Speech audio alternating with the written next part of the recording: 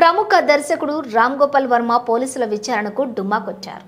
మంగళవారం ఆయన Ongole rural police స్టేషన్లో విచారణకు హాజరు కావాల్సి ఉంది. అయితే ఉదయం 10 గంటల ప్రాంతంలో తాను విచారణకు రాలేనంటూ ఆర్జీవీ పోలీసులకు మెసేజ్ అందించారు. ఈ మేరకు వాట్సాప్లో ఆయన మెసేజ్ చేసినట్లు తెలుస్తోంది.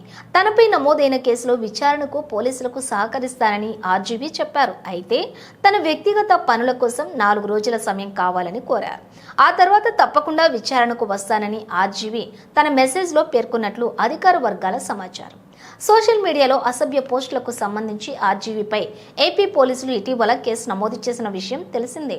ఈ కేసుకు సంబంధించి విచారణకు రమ్మంటూ నోటీసులు కూడా జారీ చేశారు. మంగళవారం ఉదయం 11 గంటలకు ఒంగోలు రూరల్ పోలీస్ స్టేషన్లో ఆర్జీవీని విచారించేందుకు పోలీసులు ఏర్పాట్లు చేశారు. అయితే వ్యక్తిగత పనులు ఉండటంతో విచారణకు హాజరు కాలేకపోతున్నాను అంటూ ఉదయం 10 గంటల ప్రాంతంలో ఆర్జీవీ పోలీసులకు సమాచారం అందించారు.